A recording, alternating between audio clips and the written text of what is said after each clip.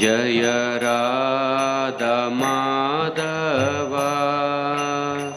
कुंज बिहारी।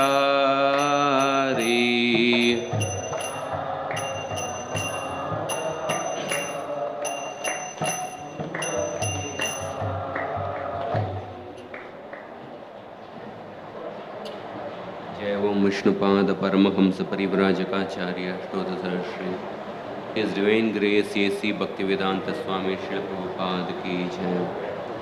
जय ओम Vishnupad Paramhans परिव्राजकाचार्य अष्टोत्तर Shri His Divine Grace भक्ति सिद्धांत सरस्वती ठाकुर श्रील प्रभुपाद की जय।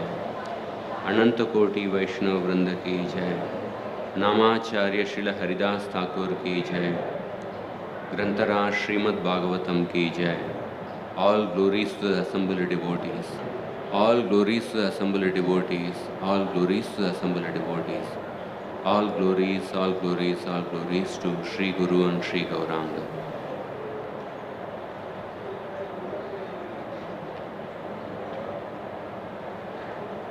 Om Namo Bhagavate Vasudevaya.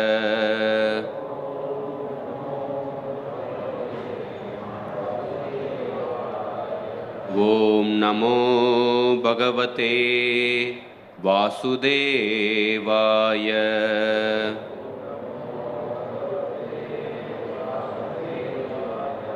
Om Namo Bhagavate Vasudevaya.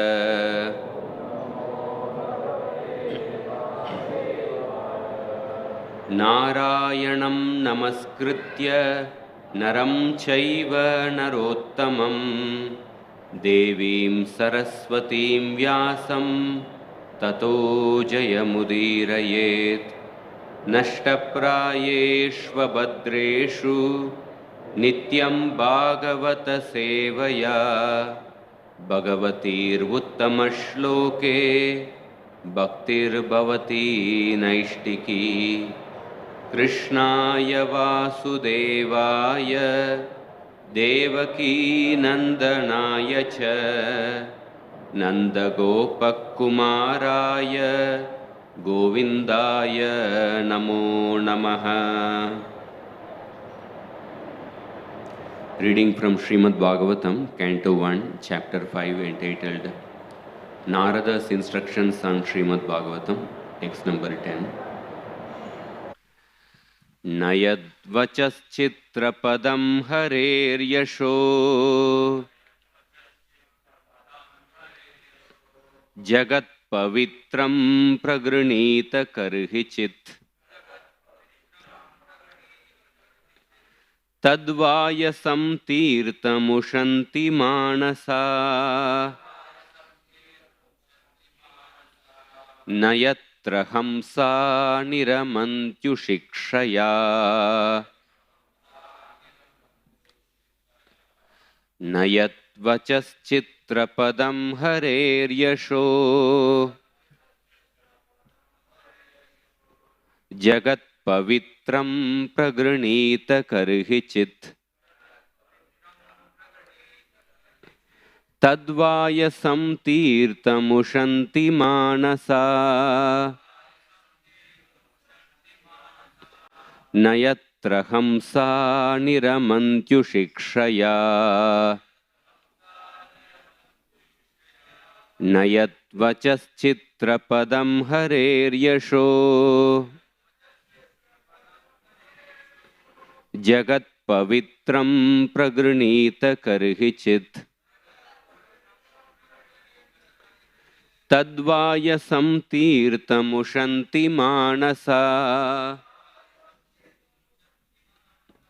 न यत्र हंसा निरमन्त्युशिक्षया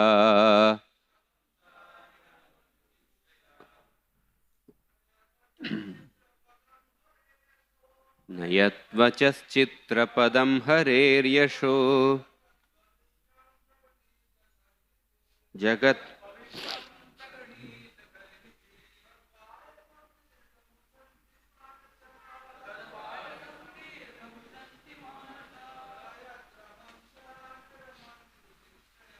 न यत्र यत्र हंसा निरमन्त्युशिक्षया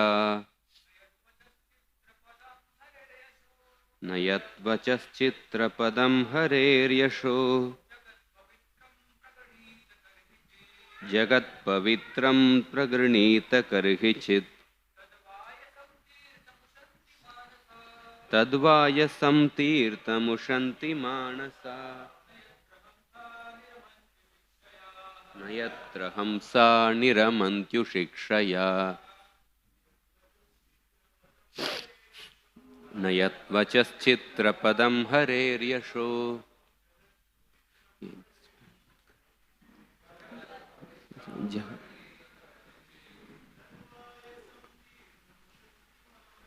तद्वायसं तीर्थमुशन्ति मानसा न यत्र हंसा निरमन्त्युशिक्षया. Mataji's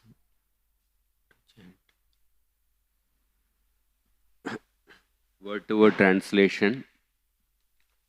Na, not, yat, that, vachah, vocabulary, chitrapadam, decorative, harehe, of the Lord, yashah, glories, jagat, universe, pavitram, sanctified, pragranita, described, karihichit, hardly, tat, that, vayasam, cross, tirtham, place of pilgrimage, ushanti, think, manasa, saintly persons, na, not, yatra, where, hamsa, all perfect beings,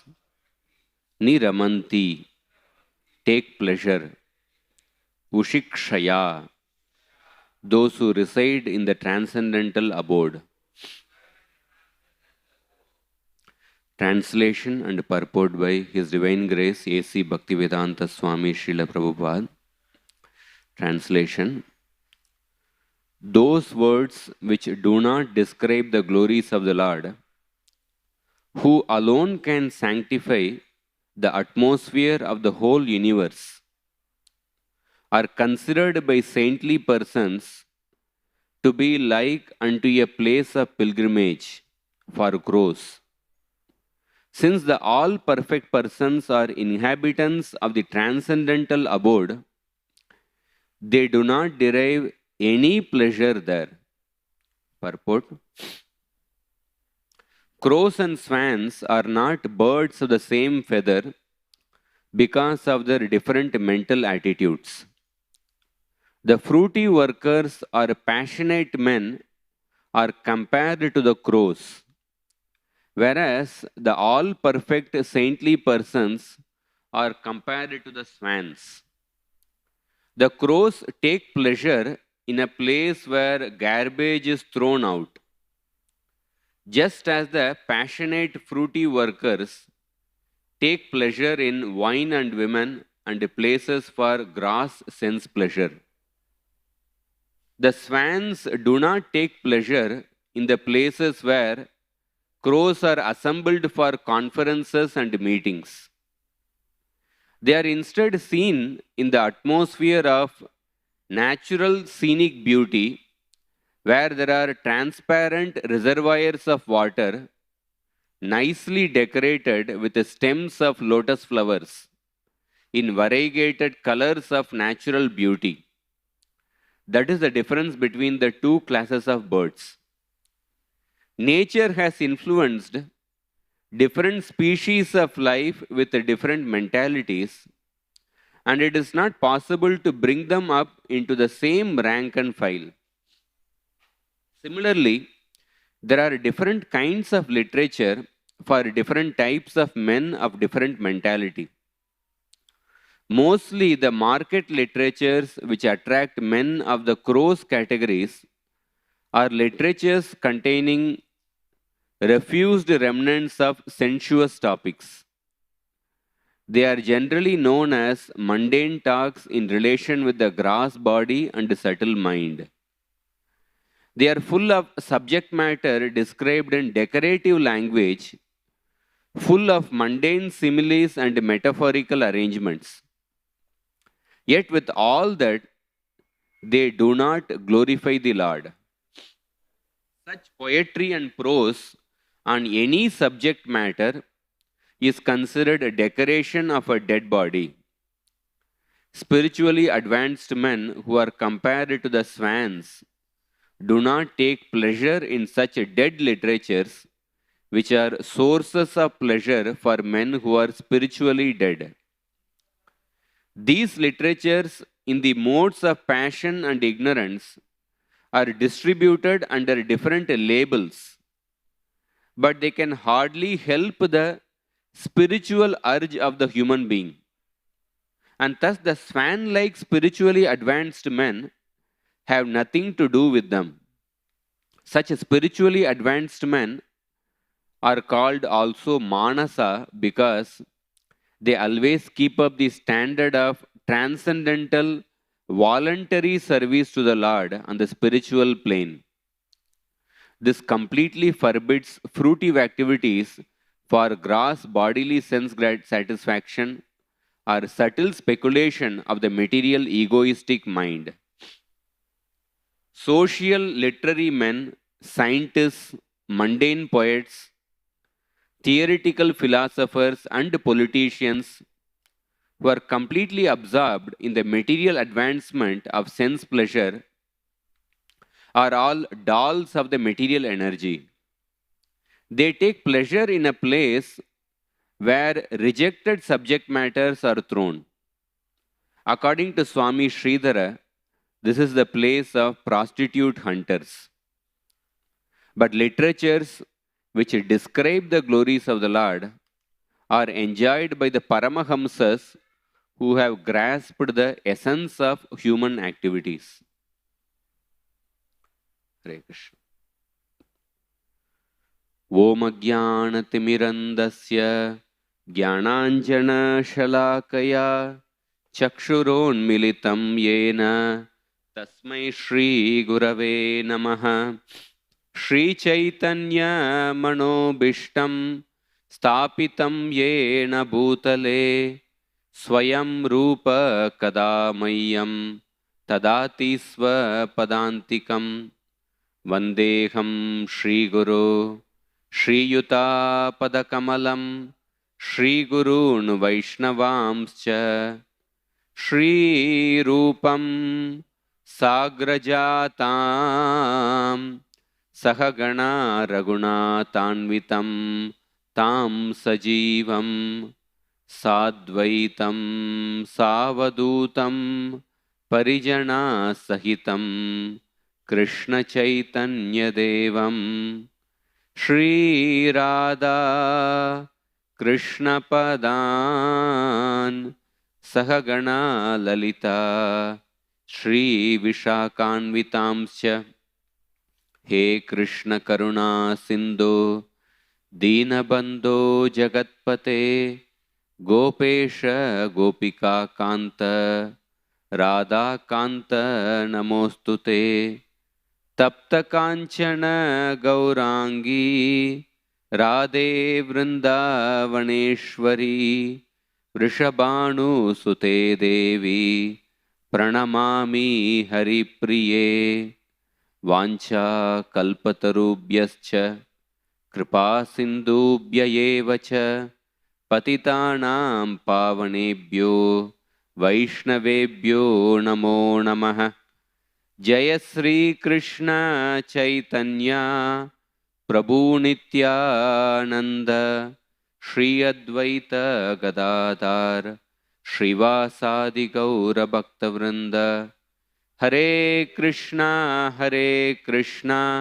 Krishna Krishna Hare Hare Hare Rama Rama Rama Hare Hare.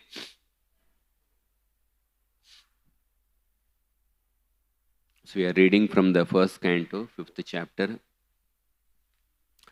some of the very famous verses of the Srimad Bhagavatam. And these purports of Srila Prabhupada are also very profound and deep. Because these purports of Prabhupada wrote these purports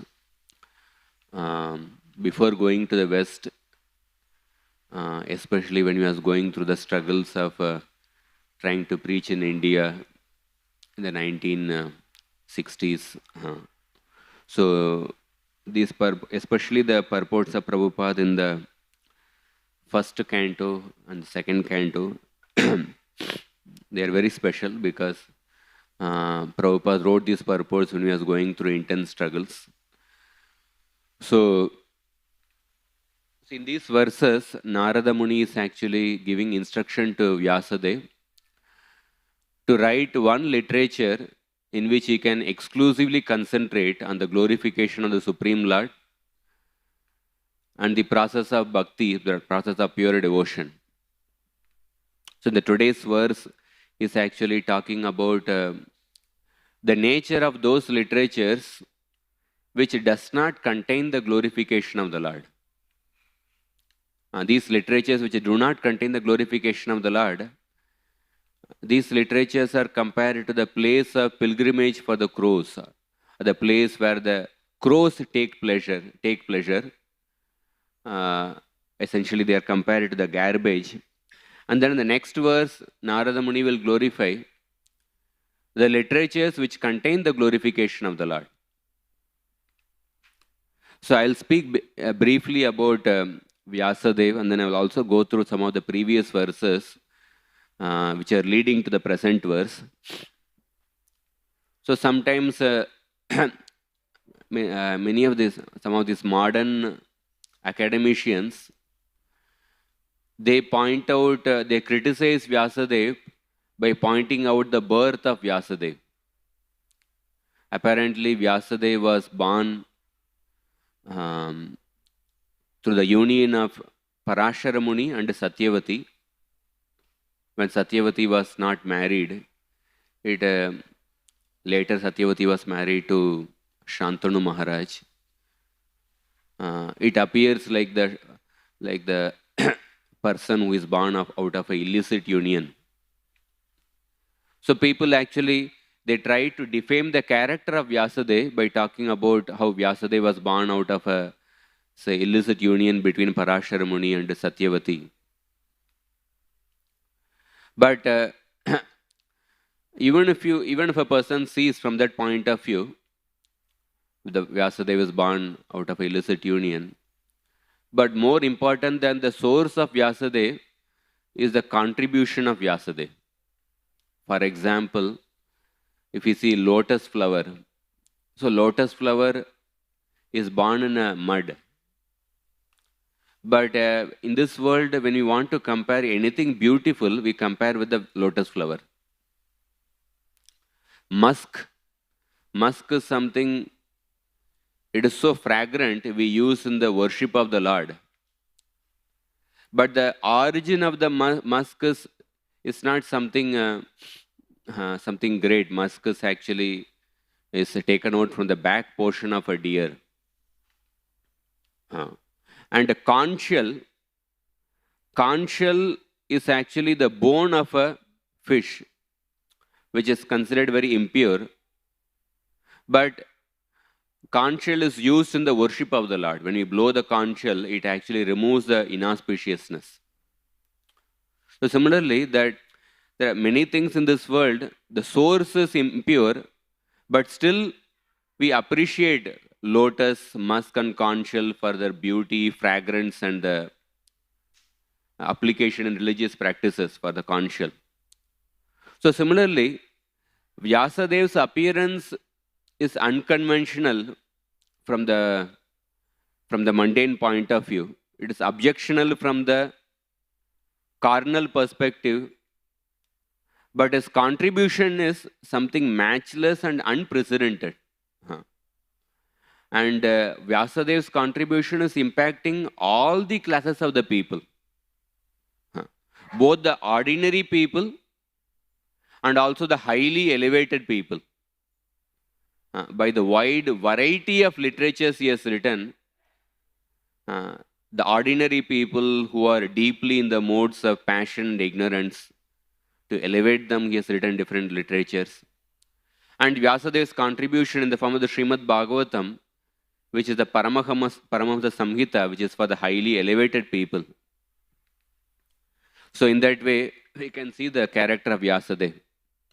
And another perspective, another point, we can see the birth of Vyasadeva. This birth of Vyasadeva, which happened by the union of Parashar Muni and Satyavati. And this story was written by Vyasadeva himself in the Mahabharata. So we can see the honesty of Vyasadeva. Generally, like authors, they may want to hide their own mistakes.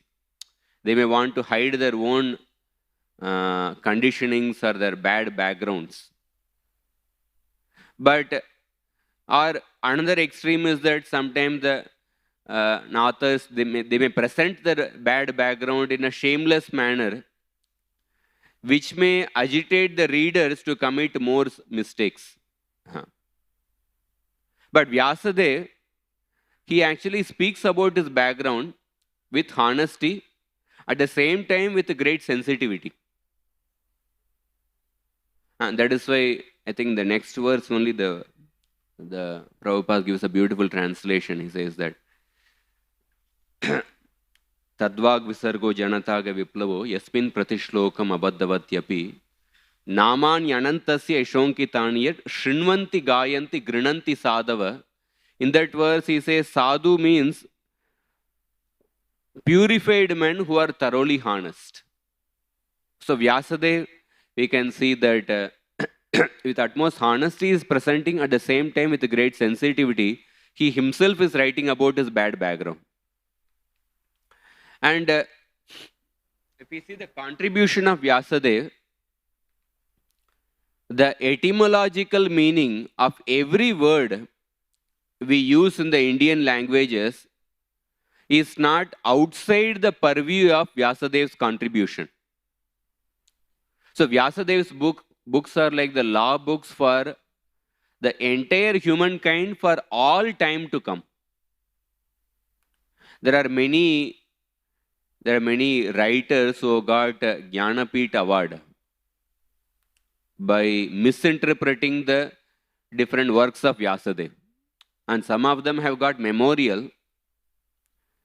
And all of their books are actually based on Vyasadeva. And these people have memorial, but Vyasadeva hardly has any memorial. So therefore, it is important to remember the contribution of Vyasadeva, especially on the occasion of Guru Purnima, which was also yesterday. Because Vyasadeva represents, he is actually origin of all the gurus. Because all the spiritual masters, we say the particular asana is called as Vyasapith, Vyasasan, because one is supposed to speak according to the teachings of Vyasadeva. And like there was another speaker, he made a very beautiful point about the character of Vyasadeva. Vyasadeva is the son of a great father, Parashar Muni. Parashar Muni is the author of Vishnu Puran. Parashar and Vyasadeva is the grandson of Vashishta Rishi. So if we see from the point of view of the ancestors of Vyasadeva, Vyasadeva was born in a great family lineage, the father and grandfather. And from the point of view of his own contribution, he had written so many literatures. Some people, they may be born in a great family lineage, but they may not, on their own, they may not have contributed anything. They may just want to take pride by quoting the family lineage in which they have taken birth. But their own contribution may be very meager. But Vyasadeva is born in a great family and his contribution is also great. And Vyasadeva also, he produced a great legacy. He had so many disciples. He entrusted those disciples with propagation of the different Vedas. And he also gave birth to Shukdev Goswami, who was a Paramahamsa right from the birth. He was a liberated soul from the birth, and who became the first speaker of the Srimad Bhagavatam. And there is a Subhashita, which I read. A Subhashita says that to fight with those people who are actually known through their fathers, but who are not known through their sons. So there are people who are actually known through their, say, fathers or grandfathers. But much greater than that is actually to be known through one's own disciples or to be known through one's own sons. Because sometimes a person might have made great contribution also, but has that person produced a legacy? Has he produced a person who is even more greater than himself? As it is said that a leader who has not produced a proper succession, he is not a successful leader. So success without succession is in one sense a failure. So Vyasadeva, if you see from all points of view, his parentage, his own contribution, and his own son Shukdev Goswami, from all point of view is great actually. Like for example, if you see Hiranyakashipu, he was the son of Kashyapa Muni. In that sense, he had a great parentage. And his own son is a great Mahabhagavata, Prahlad Maharaj. But what about he himself? What kind of a personality he was? He was one of the greatest asura the world had ever seen. Anga Maharaj, he was born in the dynasty of Dhruva Maharaj. And he himself was a great pious devotee king. But somehow he happened to produce a son who was a very demoniac in nature. So if you see, like different people had some shortcomings, either born in a low family or which no contribution, or producing a son who was inferior. But Vyasadeva was great in all respects. In the Skanda Purana it is said that Vyasa Chitta Sita Kashat Avachinnani Kanichet Anye Vyavahi Harantyetan Urukritya Grihadiva. It says that these others make use of the small collections of the ideas. There are so many authors we see, so many authors of different literatures. All these authors, they make use of the small collection of the ideas they have carved out from the infinite sky of Vyasadeva's mind. So Vyasadeva's mind is infinite like the sky. So any author who has actually presented any idea in one's book, it's all actually coming from the infinite sky of Vyasadeva's mind. And they simply take advantage of the borrowed ideas, like people who pick up things discarded from someone else's house. So in that sense, that Vyasadeva's mind is compared to the unlimited sky, indicating that just like the sky accommodates everything, so Vyasadeva's mind accommodates everything. It contains all the knowledge. And also, another point in Vyasadeva's mind being compared to the sky is that sky is the medium for the sound, which it transmits knowledge.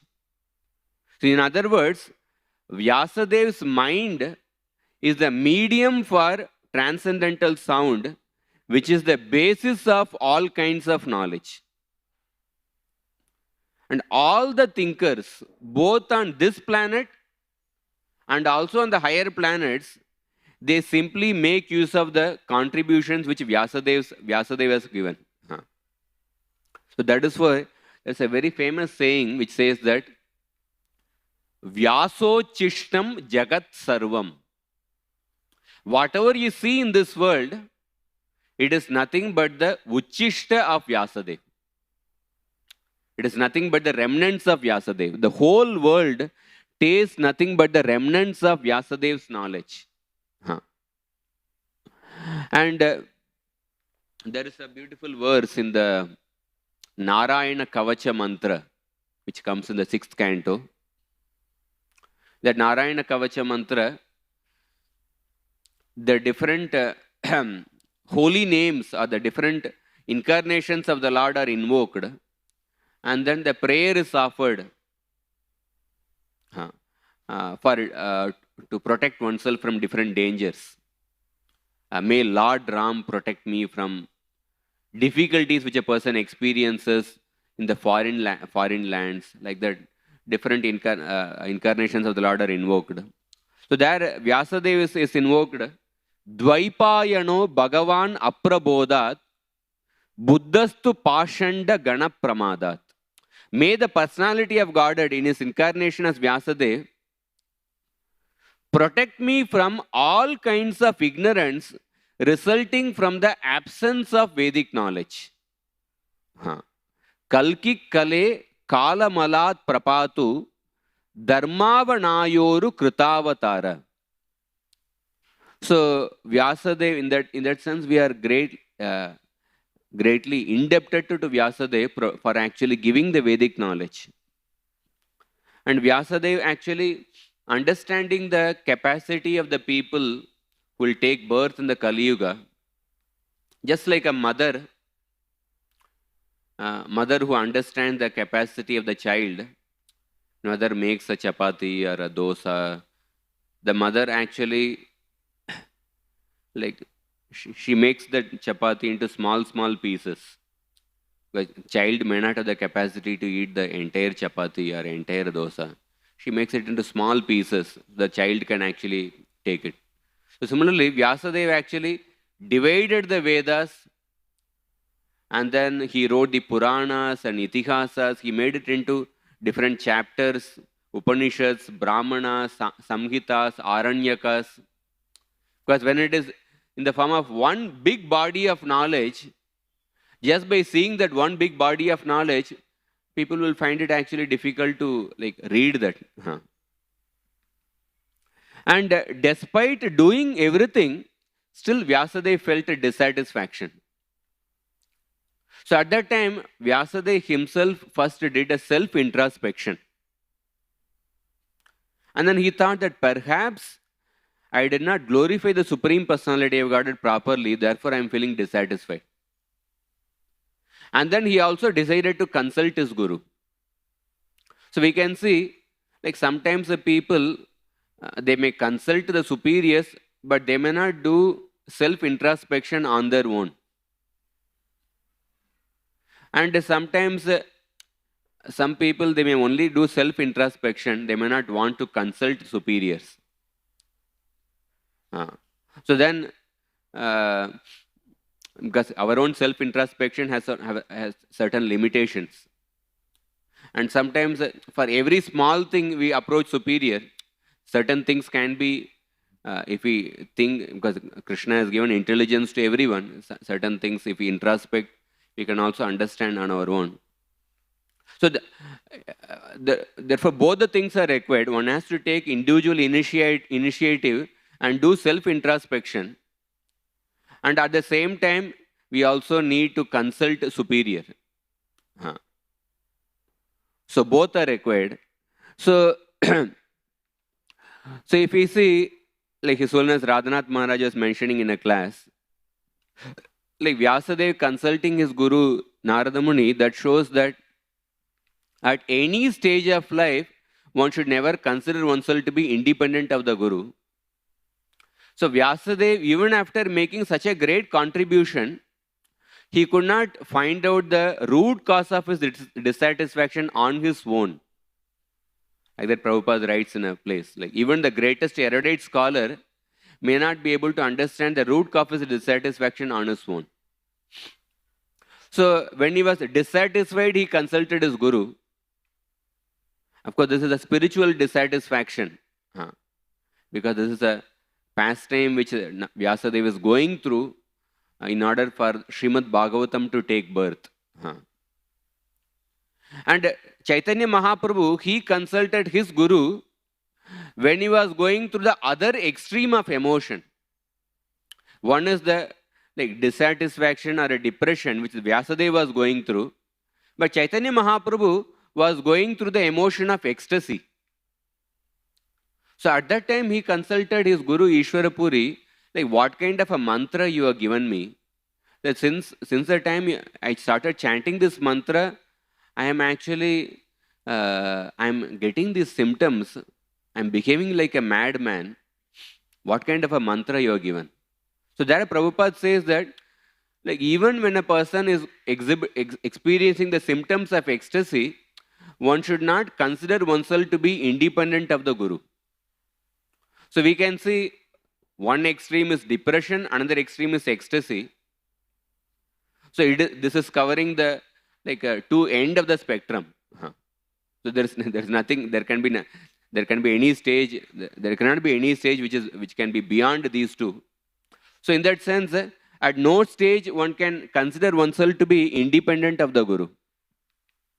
And another place, Prabhupada explains that some examples of somebody who did not consult the guru and what happened to them. Like Bharat Maharaj, when he was becoming attached to the deer, he did not actually consult his spiritual master, and therefore he actually fell down from his spiritual position. So therefore he became a deer in the next life. In another place, Prabhupada explains that when the Yadu Kumaras, when they actually disrespected the sages, when they made fun of the sages, at that time the sages actually cursed the Yadu Kumaras. You will give birth to a iron club, which will be the cause of the destruction of your entire dynasty. At that time the Yadu Kumaras came back, but then the Yadu Kumaras did not actually reveal this to Krishna. They did not reveal this incident to Krishna, and that is also one of the mistake of the Yadu Kumaras. And therefore, if they had actually revealed to Krishna at that time itself, maybe Krishna would have given different solution. So therefore, that we can see that Vyasadeva, he actually chose to consult his spiritual master. And the position of Vyasadeva is such that Vyasadeva is accepted as an authority by all the sampradayas. Whether it is a Vaishnava sampradaya, whether it is a Advaita sampradaya, all the different schools, they accept Vyasadeva as a great acharya. And Vyasadeva,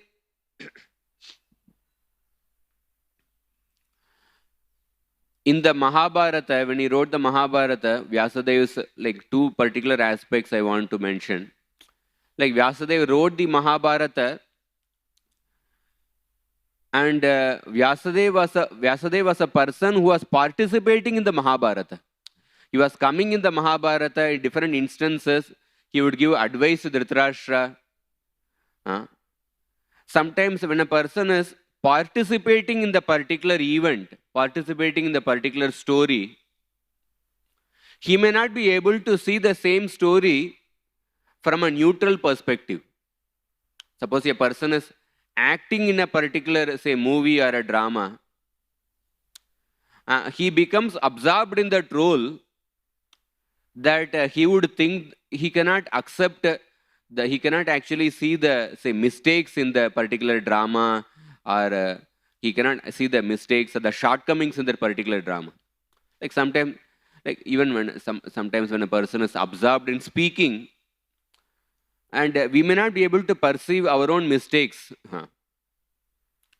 So, but in the case of Vyasadeva, he was a participant in the Mahabharata, But at the same time, he wrote the Mahabharata from the neutral perspective, in fact, we cannot say, the word neutrality exactly does not convey the meaning.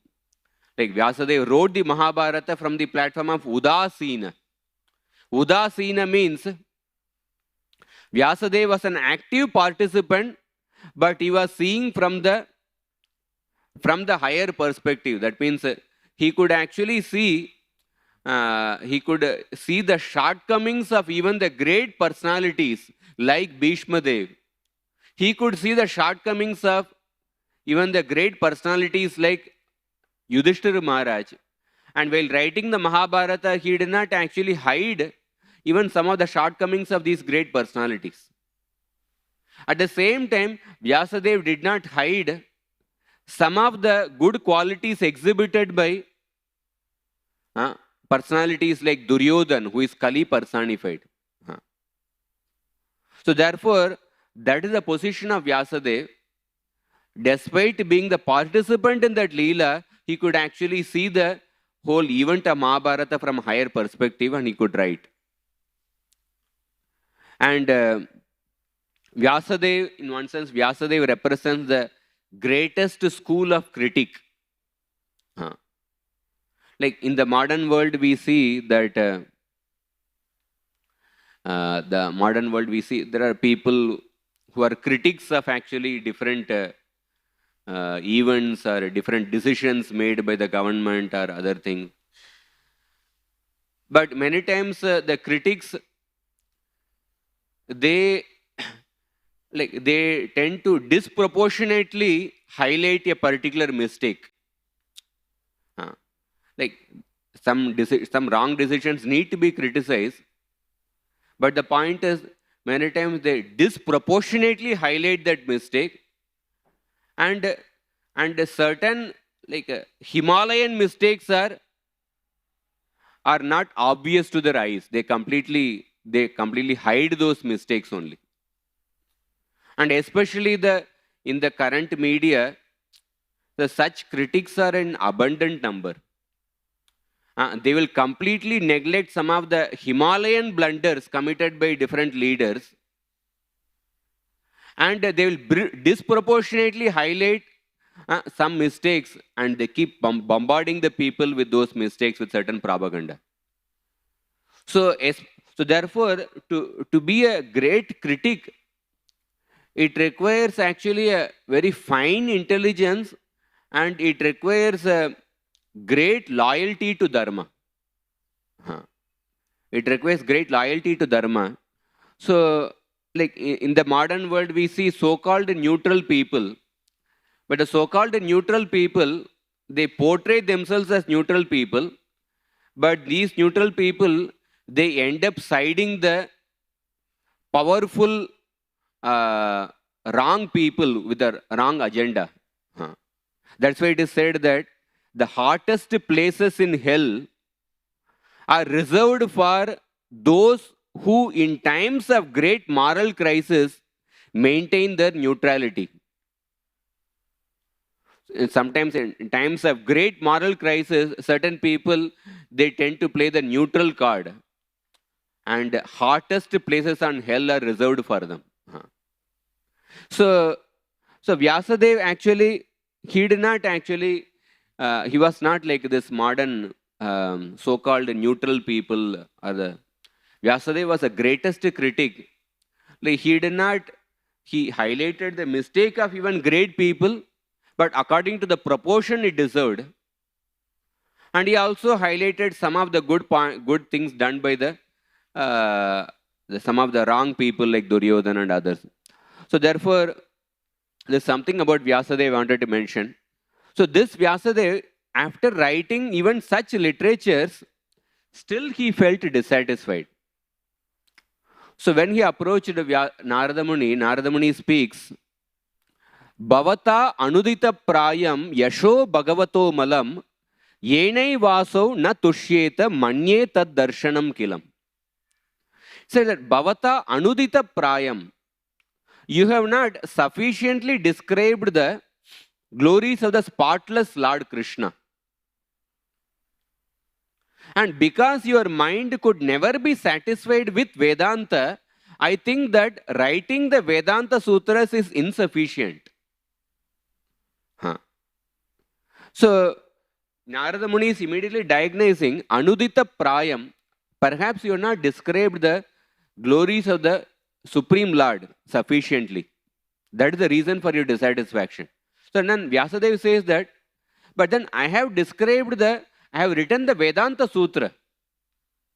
So Vedanta Sutra is considered to be the greatest philosophical thesis actually. One of the greatest philosophical theses of Vyasadeva is Vedanta Sutra.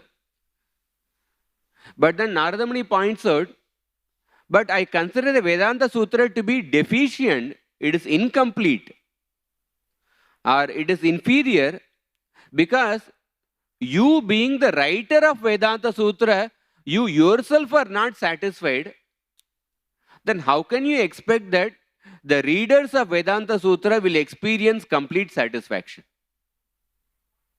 Huh. So therefore, Radhanath Maharaj mentioned in a class that even our greatest achievements are hollow unless we have achieved a measure of inner satisfaction. So Vedanta Sutra, it is one of the greatest philosophical theses, especially in any traditional Vedic Gurukul. They learn the different branches, different Vedangas, like they learn Vyakarana, Nyaya Shastra and Mimamsa Shastra. And the purpose of studying these three subjects is to ultimately study the Vedanta Sutra.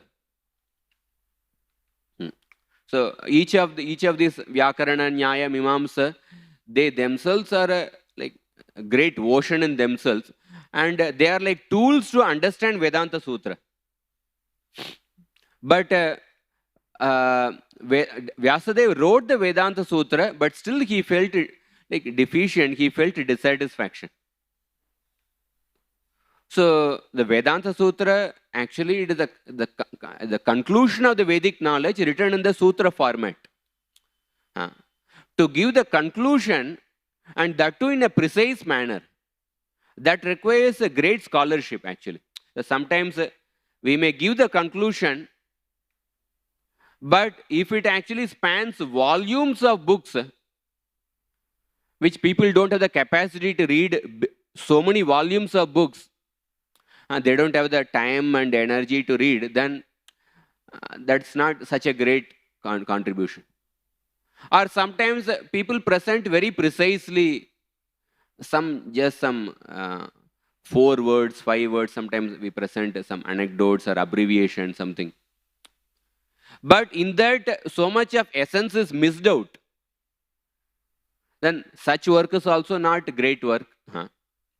Sometimes, suppose image compression is there. Suppose the image is compressed, but the compressed image does not look, no way, if it does not look close to the original image. The original image is a tree, but the compressed image looks like a cat. Then what is the use of that compression? So to present the conclusion, at the same time, to present without actually missing out any of the essence, that requires a great level of scholarship. And Vyasadeva presented the Vedanta Sutra. But still he felt dissatisfaction. And therefore, Narada Muni is pointing out that perhaps you have not glorified the Supreme Personality of Godhead. So, Srimad Bhagavatam is compared to the ripened fruit of the Vedic knowledge. Nigama kalpataror galitam phalam. And Vedanta Sutra is one step before the Srimad Bhagavatam. What is one step before Srimad Bhagavatam? What is the one step before the ripened fruit? It's the unripened fruit. So Vedanta Sutra is a fruit which is like a 50% ripened or 80% ripened. It is an unripened stage. And the Vedanta Sutra is nothing but the conclusion of all the Upanishads. Upanishad means Vedanta. Conclusion of the Vedas is the Upanishads. So Upanishads are like, we can say they are like the flowers of the tree. flowers of the Vedic tree. But after the flower will come the fruit. So the Upanishads are the stage before the Vedanta Sutra. And before the Upanishads, the stage before the Upanishads are the Aranyakas. And the stage before the Aranyakas are the Samhitas, and the stage before that is the Brahmanas. Just like in the growth of a tree, how the tree grows through various stages, from the seed to a sapling, and then it goes through actually branches and leaves, and then it starts producing the flower, which is in the budding stage, and then the flower also goes through different stages, and then it starts producing the fruit, and that goes through different stages. Similarly, all these works of Vyasadeva, they are all within the Vedic tree, but they can be compared to the different stages of the Vedic tree. And just like when you'll feel complete satisfaction only when you eat a ripened mango, which is sweet. When you read sometimes a mango looks very ripe, but then if it is bitter, then you don't feel satisfaction. So similarly, that Vyasadeva did not feel that satisfaction even after actually giving the Vedanta Sutra. And then Narada Muni said, Yata dharmada yaschartha munivaryanu kirtita natata vasudevasya mahima hyanuvarnitah. He said, so at this point, Vyasadeva is telling that I have written different Puranas. In those Puranas, I have described the pastimes of the Supreme Lord. In Padma Purana and different Puranas, I have described the pastimes of the Supreme Lord. Then Narada Muni says, but then you have not described the glories of Vasudeva. I understand that you have described the glories of Vasudeva in different Puranas, but you have not described them as much as you have described Dharma, Artha, Kama and Moksha as the goals of human life. Even though these goals are much inferior to the glories of Vasudeva. The goal of Krishna Prema, or the goal of the Lord's glories, that is the Purushartha Shiromani. That is the crest jewel of all the goals. Although that is the crest jewel of all the goals, but you do not give due attention to that particular goal, the way you have given attention to Dharma, Artha, Kama and Moksha, to that extent, you have not actually glorified the Supreme Personality of God. Although Lord Vasudeva is the crest jewel of all the human goals, you have not described them as the goal of the human form of life. And in fact, in many places, you have described the glories of Krishna as the means to attain moksha. So therefore, how can your mind be satisfied when there is a lack of regard for that which should have been given the highest regard? So there is at least one thing in the life, but many things in our life we do with some expectation. We perform many activities with some expectation in mind. But there should be at least one activity in life which should be performed without any expectation. So that is actually the service to Krishna. So the service to Krishna should not be used for something, but when we perform the devotional service for actually as a means to attain something, that means we are not giving the due attention to devotional service. Therefore, Narada Muni is pointing out the defect. Your mind is not satisfied, although you have glorified the Supreme Personality of Godhead, but many places you have actually described that as a means to attain moksha. But then Vyasadeva says in response, but then in different places, I have described the glories of Krishna and the path of bhakti as the highest goal. Like I have written the Mahabharata. In that only I have described the Bhagavad Gita.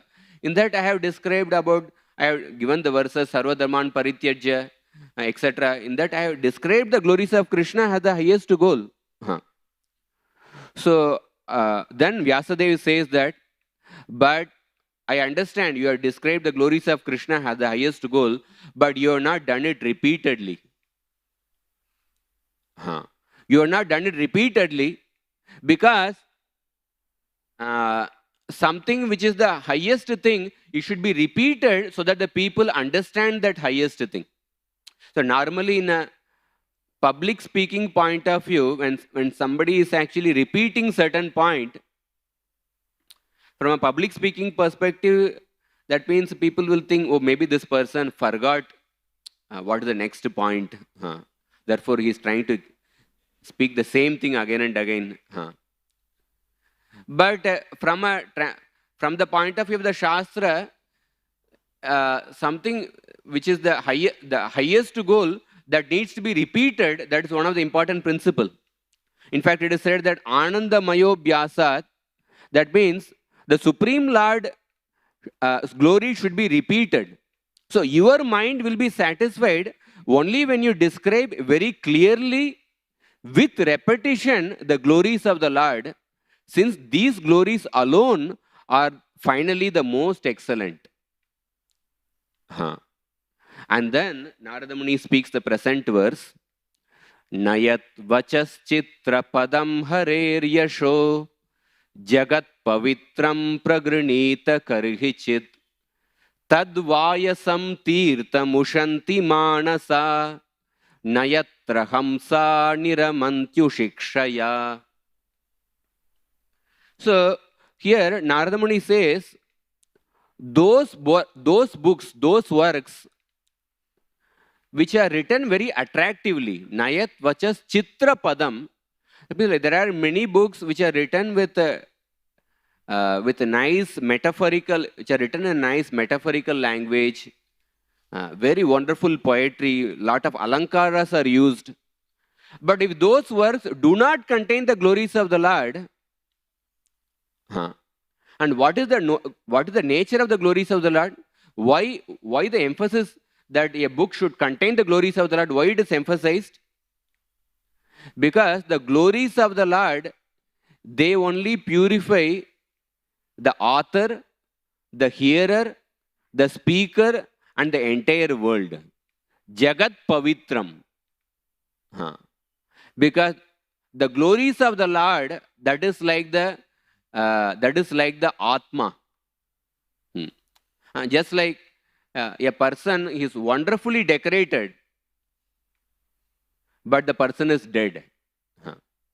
So what is the use of a decoration on the dead body?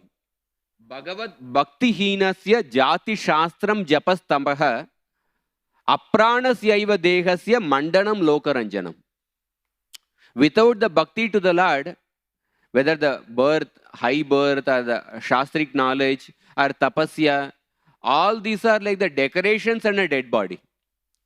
So therefore, if a book does not contain the glorification of the Lord, but it is written in a very metaphorical language, then such a book is like the decoration on a dead body. Jagat Pavitram Pragranita Karihichit. And so such books are considered by the devotees who have captured the mind of the Lord to be the place for the crows. Jagat Pavitram Pragranita Karihichit Tad Vayasam Tirtam. So the book which does not contain the glorification of the Lord, it is like the place where the crows take pleasure. So some of the acharyas, they give actually many different meanings. Of course, I'll just highlight some meanings. So some acharyas say that it is like the place where the crows take pleasure. That means people who are like crows. Kaminam Ratistanam. That means lusty people, they take pleasure in sensuous topics, or they take pleasure in the houses of prostitute. So the book which does not contain the glorification of the Lord, it is like the place for the crows, or it is the place where the lusty people take pleasure. And Nayatra Hamsa, it is said that Tad Vayasam Tirtham Ushanti Manasa. And such books will never be taken pleasure by the devotees of the Lord. So what is the meaning of the word Manasa? Manasa means devotees situated in the mind of the Lord,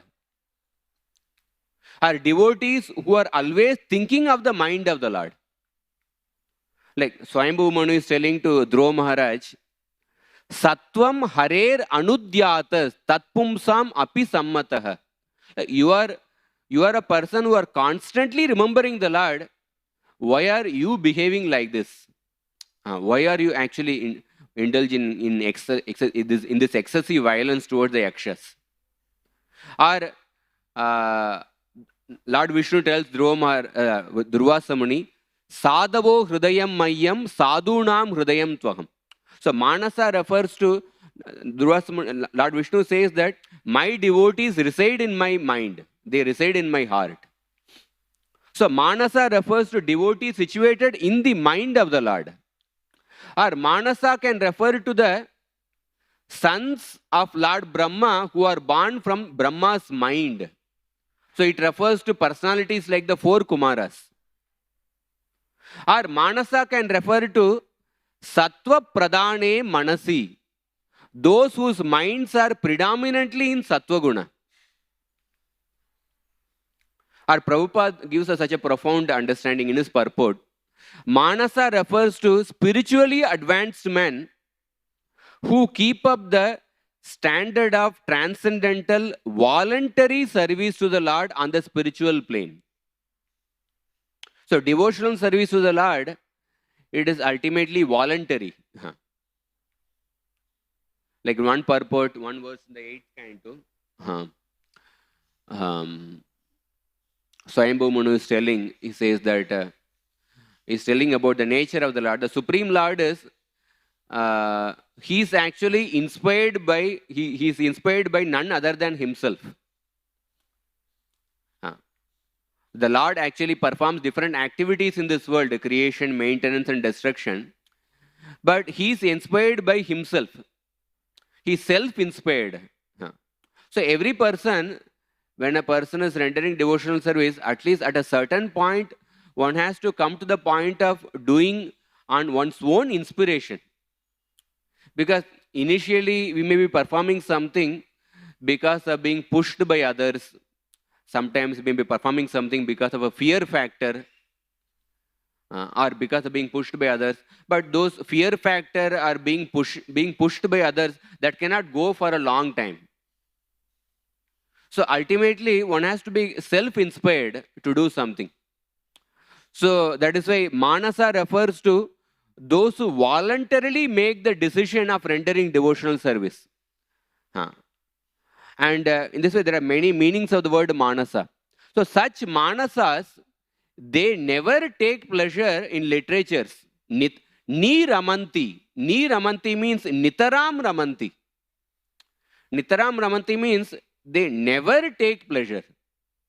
Like sometimes, because we are in the sadhaka stage, like we ourselves go through different anarthas.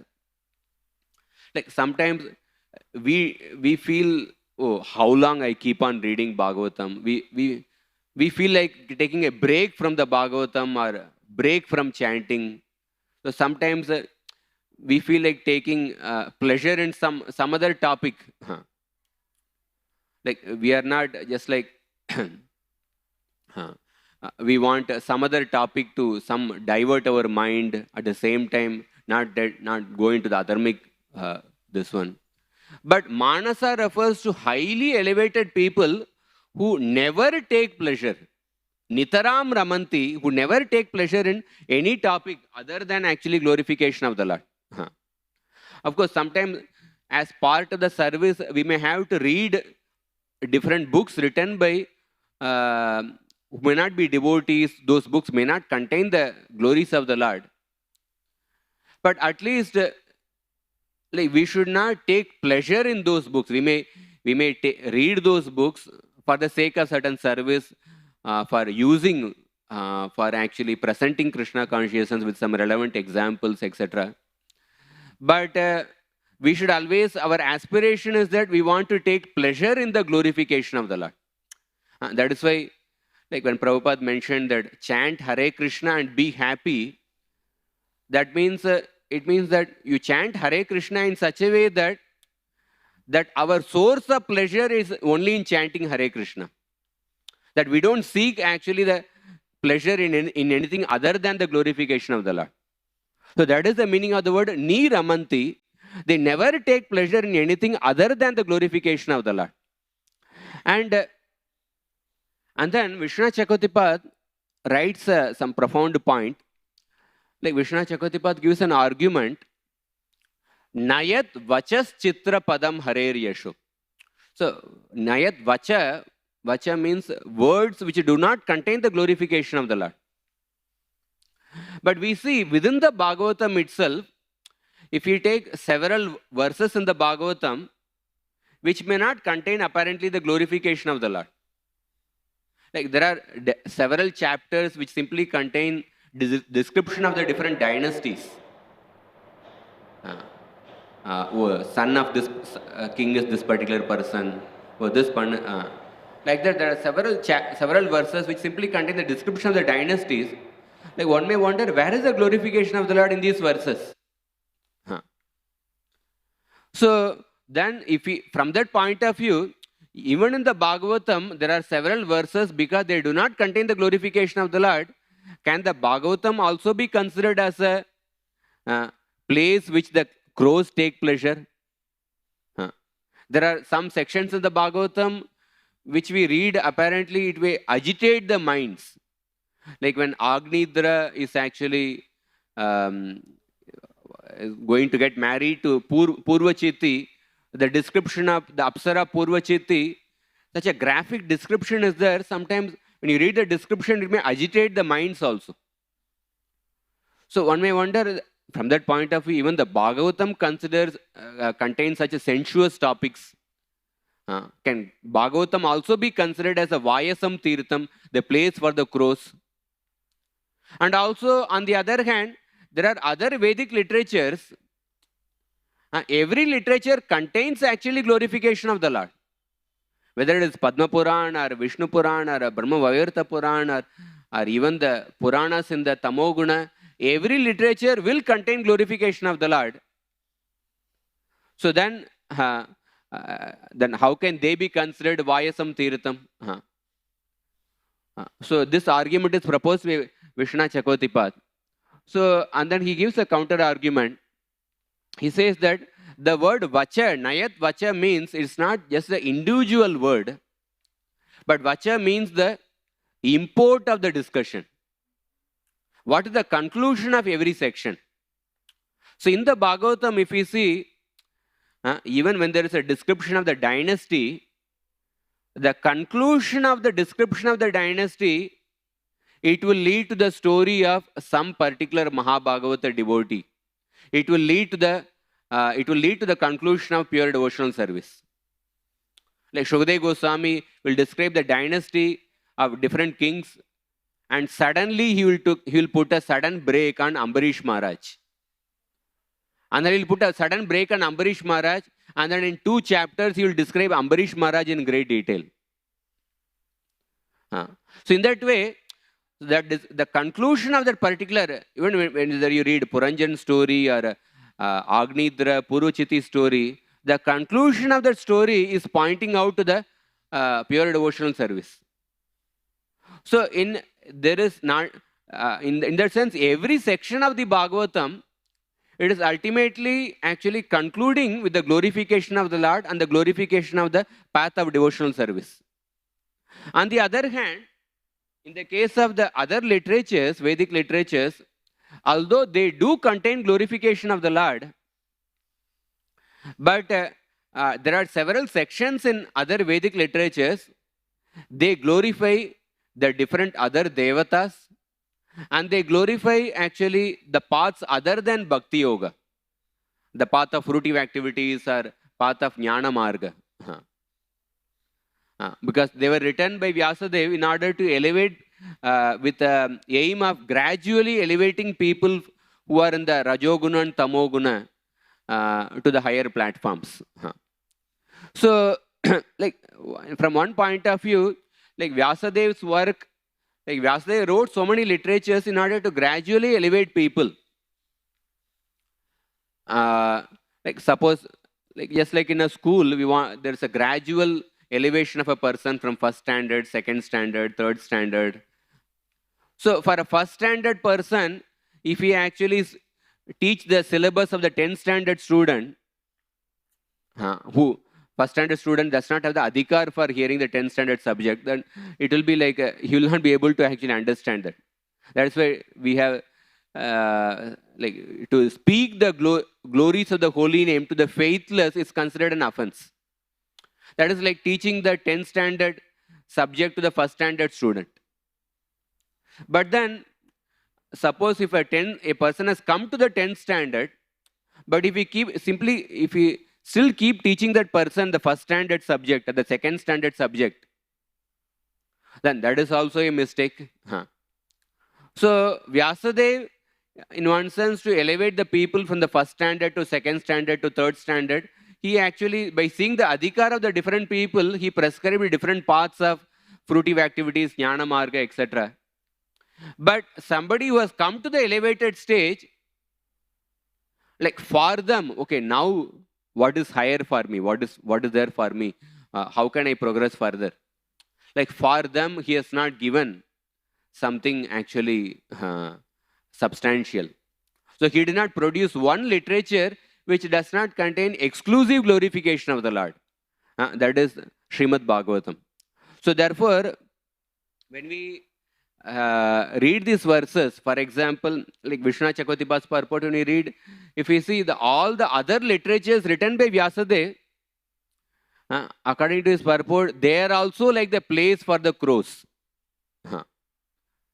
And the few verses later, Narada Muni would say that Jugupsitam dharma krutenu shasata. Whatever you have done is actually abominable. It is condemnable.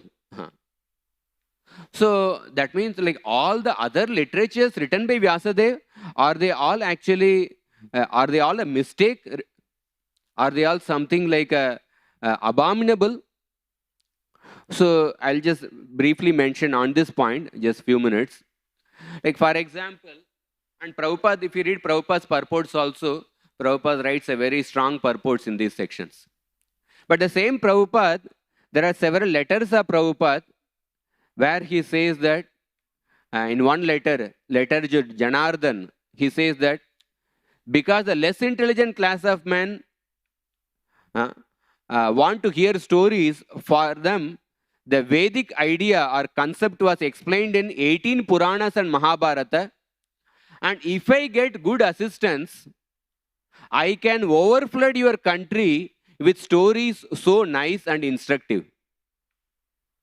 Another letter to Satyabhama, where Prabhupada says that you will have ample opportunity to educate children and write books for them, because there is sufficient matter for publishing such books from the Puranas, Mahabharata, Srimad Bhagavatam, and many other allied literatures.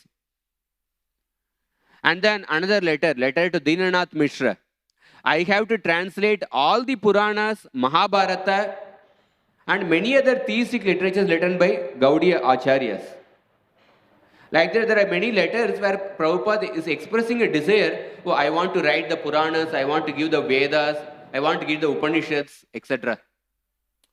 But if you read these purports in the first canto, or when you read the verses, it appears that all the other literatures written by Vyasadeva, they are all a mistake, or a jugupsidam, are condemnable, they are the place for the crows. So one may think, that means like all these literatures, like a place for the crows, they are a mistake. Or no, they are not a mistake. we can say they are incomplete. They are incomplete. Vyasadev's contribution was incomplete. So the main focus of Narada Muni's instruction to Vyasadeva is not actually criticism of the other literatures written by Vyasadeva, but the heart of Vyasadev's instruction is that you are not sufficiently glorified the Supreme Personality of Godhead. You are not exclusively glorified the path of pure devotion. Because the same Narada Muni who is speaking these verses, the same Narada Muni elsewhere in the Bhagavatam 11th canto, he says that Shraddham Bhagavatam Shastre Anindam Anyatra Chapihi. Have faith in the Srimad Bhagavatam. At the same time, do not criticize the other Vedic literatures. The same Narada Muni who spoke this Jugupsitam verse, he spoke that verse in the 11th canto. So sometimes we may catch one verse and then in trying to follow one verse without trying to understand the heart of that verse, we may end up not following the other verse. That is like when there are two bulls are fighting, in trying to protect one bull, we end up killing the other bull. So then you end up committing a great sin. You may end up committing a great offense. So therefore, we have to protect both the bulls. So therefore, the essence of actually Narada Muni's instruction in this fifth chapter is that you have to actually glorify the Supreme Personality of God. And another way by which we can see is that, in fact, especially this point made by Vishwanath Chakravartipad, like all the other literatures written by Vyasadeva, they are like the place for the crows. That means like whether Vedanta Sutra, all the Puranas, they are like the place for the crows. So this is a very strong statement. But if we see from another perspective, like this is a statement made by Narada Muni from a very high platform. From a very high platform. So when we don't actually understand the gravity of the platform from which Narada Muni is speaking, without understanding the gravity of that platform, when we try to speak that statement and when we try to like disrespect the other literatures, we may end up committing some offense also. Like for example, like there's a multi-storied building. Suppose there's a tallest multi-storied building. Some 200-story building is there. So that is something like a common people, they get astonished by such a multi-storied building. But even that multi-storied building, it will appear like a dot for a person who is traveling in an airplane. For a person who is traveling in an airplane, even that multi-story building it will be like a dot. So Vedanta Sutra is like, all these Purana, Vedanta Sutra is like we can say the tallest building available on the earth. But even that Vedanta Sutra is considered like a dot for a person who is traveling on the airplane. So Narada Muni is actually seeing from the platform of seeing, he is traveling in the airplane, from that platform he is actually seeing all the other literatures written by Vyasadeva. But our situation may be, we are actually in the ground level, or we may be in the 4th floor of a building, or we are in the 8th floor of a building, and we have got the video recording of the view of the person who was traveling in the airplane. The person who was traveling in the airplane, he took a video, and he actually took a video. In that video, even that tallest building appeared like a dot. And somehow we have got the video recording, and by seeing that video recording, we are actually saying that, oh, all these literatures are like a dot. But actually our situation is something like we may be in the 5th floor or 6th floor of a building. So therefore, that because Narada Muni, so Narada Muni is speaking from that platform, and he's saying that even all the other literatures, he's apparently condemning the other literatures, but the essence of Narada Muni's instruction is that he's actually pointing out to the glorification of the Lord. Like for example, when a doctor is actually giving guidance to the diabetic patient, he speaks about how the sweets are harmful to the health. But when the doctor is speaking about that, he's speaking, it is not that his intention is not to criticize the sweets, but his intention is to, he want to actually stress to that particular patient to avoid actually eating the sweets. That is his intention. But his actual intention is not to criticize the sweets. Like for example, for example, a spiritual master, suppose when he's speaking to certain brahmacharis, and suppose a brahmachari is he wants to continue the brahmachari ashram, but he's in two minds or something, he's having certain difficulty. A spiritual master may speak about the different difficulties in the grahastha ashram. Sometimes he may use certain strong words about the grahastha ashram. But his intention is not to criticize the grahastha ashram. His intention is to actually encourage that person to continue the brahmachari ashram. Because all the ashramas are actually equally glorious. Because all the ashramas have the equal opportunity to go back to Godhead. And grahastha ashram is one sense the foundation of all the other ashramas. But sometimes a spiritual master, to encourage that particular brahmachari, he may apparently speak something critical about the grahastha ashram. So similarly, Narada Muni is speaking critically about the other literatures written by Vyasadeva. He is calling them also as the place for the crows, place in which the crows take pleasure. But that is not his actual intention. His actual intention is that you have not described one literature in which you have not exclusively glorified the Lord. Otherwise, the same Narada Muni would not have mentioned the 11th canto, Shraddham Bhagavatam Shastri Anindam Anyatra Chapihi. So that is one point we can actually see. And I will conclude with this Bhaktivinoda Thakur's quote in one of his actually essay which he wrote on the Srimad Bhagavatam, very profound, just one small paragraph. So Bhaktivinoda Thakur says that you must yourself knock at the door of the inexhaustible store of the truth, from which the former sages drew their wealth. So go up to the fountainhead of the truth, where no pilgrim meets with a disappointment of any kind. Vyasa did it and obtained what he wanted. We have been advised to do so. Liberty then is the principle which we must consider as the most valuable gift of God. We must not allow ourselves to be led by those who lived and thought before us, and we must think for ourselves and try to get further truths which are still undiscovered. In the Bhagavata, we have been advised to take the spirit of the Shastras and not the words. The Bhagavata is therefore a religion of liberty, unmixed truth and absolute love. So this is something which I wanted to share about today's verse. So in brief, what we discussed today, we discussed something about the position of Vyasadeva, and I discussed something about the dissatisfaction of Vyasadeva, importance of consulting the spiritual master. And then we discussed Narada Muni's guidance to Vyasadeva, how he actually diagnosed the root cause of Vyasadeva's dissatisfaction. And we also discussed at the end about the statements which show that Narada Muni criticizing Vyasadeva about the different other literatures written by Vyasadeva. About that I try to share some understanding. So I'll stop here. I'll not take any questions now.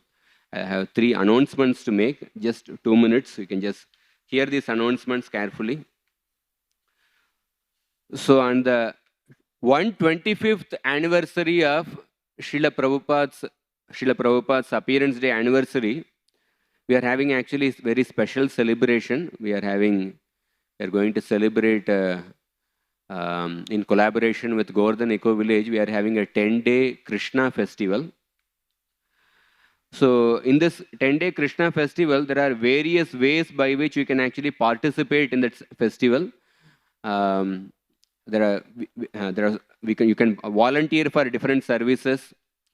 You can volunteer in content creation, making clips, videos, dramas, and contests. And you can create awareness and promotion. You can create awareness and promote in the social media and in the WhatsApp groups. You can contact different celebrities and invite them. And you can actually encourage them to attend the events. And even you can even encourage them to actually make make different performances. And you can also find some partnership for sponsoring the events. And you can do video editing or shooting skills. And also you can actually volunteer in marketing in the social media or TV or in the print media. And also you can help in physically in shooting at the temple. You can also contribute in the form of the donations. And you can write contents or you can do event promotion and report in different happenings and initiatives.